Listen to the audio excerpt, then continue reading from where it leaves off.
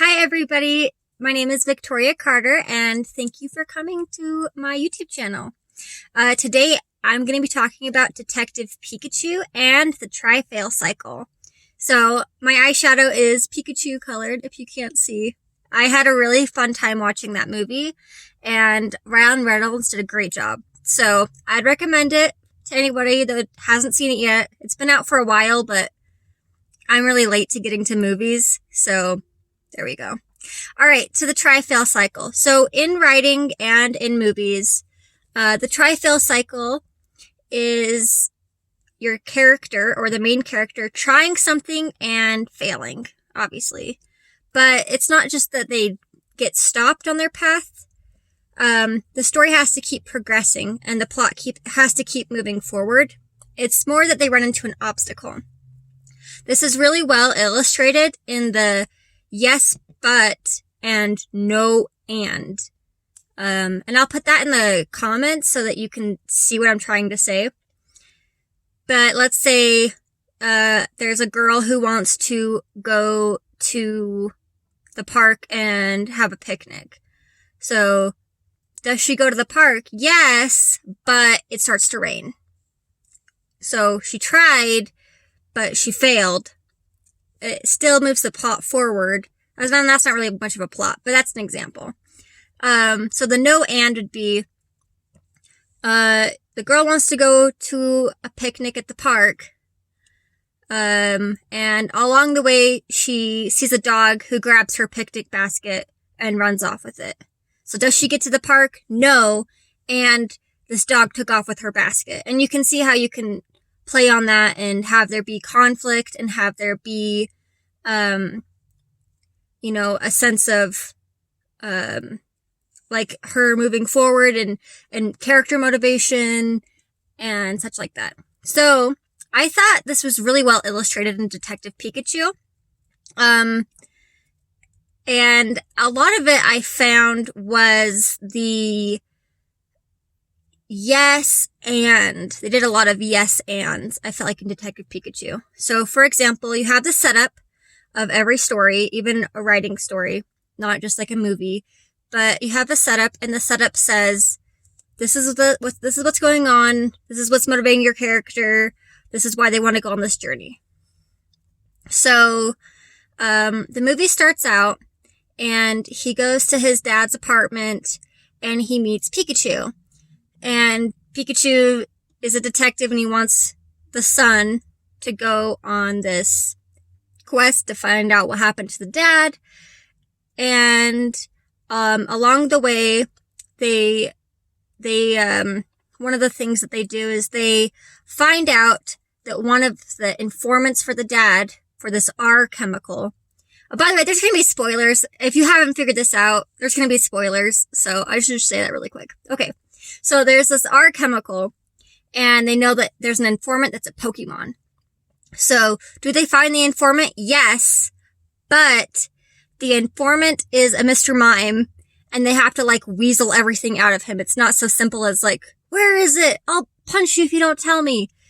They have to, do charades to figure out where the R chemical came from. So, yes, they find out the informant, but it's not so easy as that. They have to, play charades to figure it out, because it's a mime, Mr. Mime. This leads them to a underground Pokemon stadium thing. So do they find the informant? Yes, but, the informant wants to have a Pokemon battle with Pikachu versus Charizard, and this Charizard's got this R chemical that's gonna make him go, super berserker. So you can see that so far in this movie, it's been, yes, they get to their thing, but something bad happens. So, does Pikachu win the battle? Yes, but only because the Gyarados, the Magikarp evolves into the Gyarados, and it pretty much ruins the whole stadium, and then they get caught by the police. Around this part in the movie, it's tipping over the midpoint, and you can tell this by the tone. So it was a really big victory a really big, yes, we figured out the informant, we figured out who it is and what this R chemical's doing and this underground thing. This is a really big, like, thing for us. And then, and you know, if you disagree and don't think that this was like the midpoint, let me know in the comments, because I really think that this was like the midpoint. Where he goes to the police station and then he realizes, oh, you know, maybe my dad's dead after all. And they show him the footage of the car crash and he realizes, oh yeah, you know, this isn't worth it. And then they get told, find Mewtwo and you'll find the dad. So I feel like that's getting like, maybe it's right before the midpoint, but you're definitely into Act 2 at this point.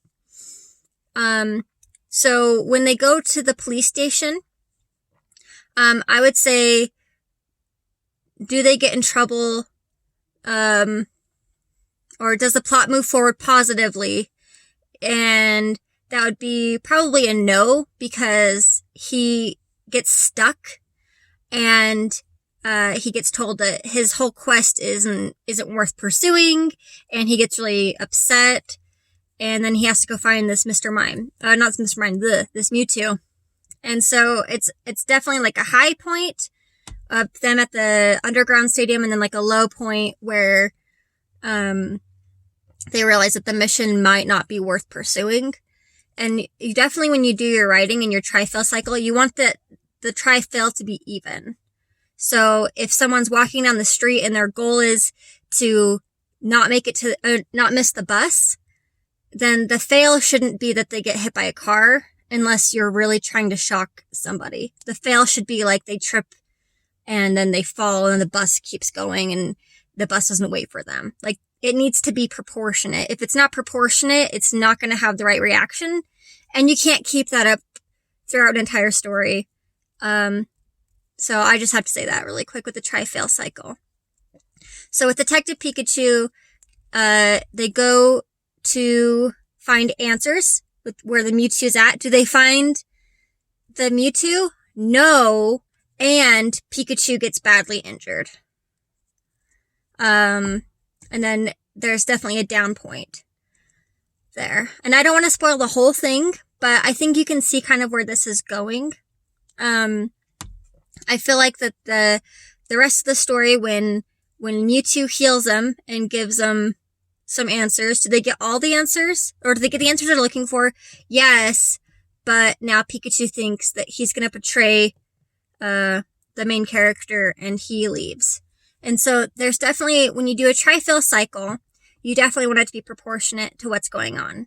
If something big is happening, like at the stadium, then you want something very on the opposite end of the spectrum to kind of counterbalance that.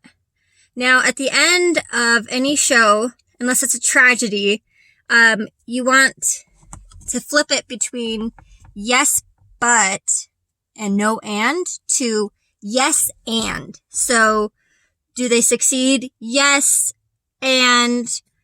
So, for Pokemon, it would be, do they figure out what's going on with Mewtwo and the whole plot? And does everything get wrapped up nicely? Yes, and it turns out that, spoiler alert, Pikachu is his father, and their relationship gets tight. And they are able to heal a lot of old wounds, which I thought that was really, like, oh man, that got in my heartstrings. So yeah, that would be a yes and. And a different thing you might see in a show that's more of a tragedy is you might see the ending be a no, but. So something, this might be when like the goal changes, or they realize that they didn't want that goal after all. So like maybe they're trying to beat someone, or I can't think of any examples because I was thinking about Detective Pikachu, but maybe it'd be like a no, but something good happens at the end and it makes it okay. But Detective Pikachu is definitely like a yes, they everything gets wrapped up and this emotional string gets wrapped up too. I hope that made sense, you guys, and thank you for stopping by my channel. I'm hoping to post more videos, and I'll see you next time. Bye!